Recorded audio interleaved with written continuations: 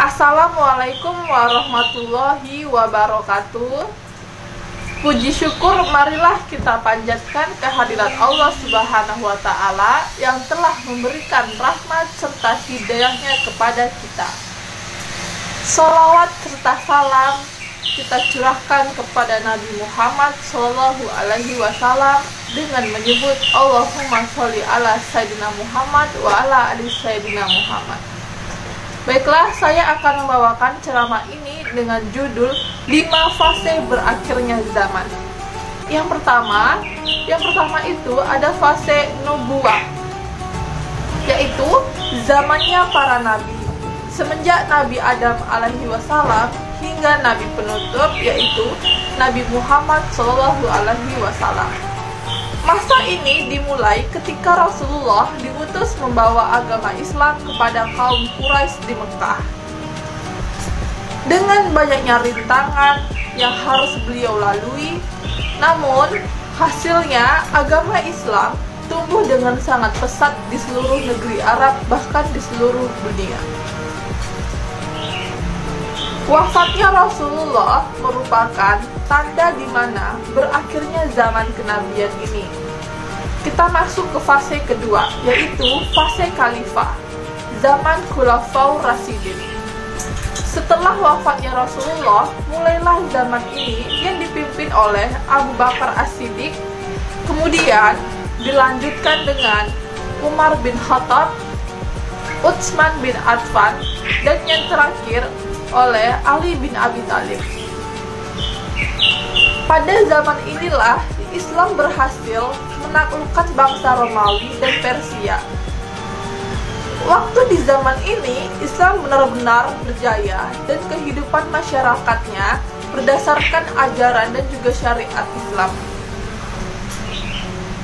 Oke, kita akan masuk ke fase ketiga, yaitu fase kerajaan atau Al-Mulk, di mana zaman para kerajaan ataupun para raja dengan diawali kemunculan dinasti Umayyah yang berlangsung selama 13 abad. Di zaman ini Islam semakin berjaya dan berada pada puncak keemasannya. Di zaman ini pula juga banyak ilmuwan muslim yang berhasil mengembangkan pemikiran atau penemuannya seperti di bidang kedokteran, astronomi, matematika, dan lain-lain. Zaman ini diakhiri dengan runtuhnya dinasti Utsmaniyah di Turki pada tahun 1924. Yang keempat yaitu fase Jabarian atau kediktatoran, yaitu zaman kebebasan maksiat di mana-mana, fitnah-fitnah bertebaran untuk melemahkan kaum muslimin.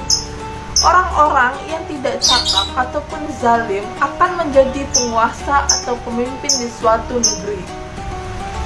Jumlah umat muslim sangat banyak, tetapi bagaikan buih-buih di atas laut.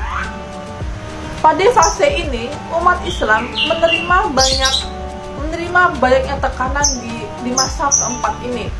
Bahkan kata Rasulullah, umat Islam yang hidup di masa ini bagaikan menggenggam bara api di tangan untuk menggambarkan betapa beratnya ujian di masa keempat ini.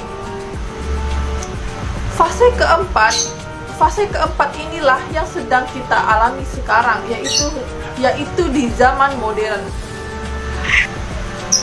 Pada zaman ini, tanda-tanda kecil kiamat yang diriwayatkan oleh Rasulullah SAW sudah banyak yang muncul, seperti menghijaunya tanah Arab, mulai turunnya salju di wilayah sebagian Arab, dan juga sudah mulai mengeringnya danau Tiberias, dan juga mulai banyaknya bencana alam. Yang kelima, fase khalifah ala minhajul nubuwah. Sesuai keterangan hadis Nabi, zaman modern yang sekarang sedang berlangsung, suatu hari nanti akan mengalami kehancuran. Setelah adanya kehancuran di masa modern ini, maka akan ada masa khalifah yang akan kembali ditegakkan di muka bumi. Muslim yang awalnya terpuruk akan kembali pada masa kejayaannya, dan kehidupan akan kembali terasa damai, tentram, dan tidak akan ada perpecah belahan antar sesama manusia. Hal ini disebabkan karena di bawah naungan pimpinan yang adil dan juga bijaksana. Fase kelima inilah yang menjadi masa paling indah, seperti surganya dunia.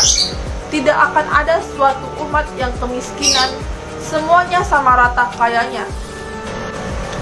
Di fase kelima inilah bumi akan mengalami masa paling aman yang dipimpin oleh seorang khalifah. Tetapi fase ini menurut Rasulullah tidak berlangsung lama, yaitu antara 7-9 tahun saja. Fase kelima ini Allah menyebutkan dalam surat An-Nur ayat 55. Berikut arti dari surat An-Nur ayat 55.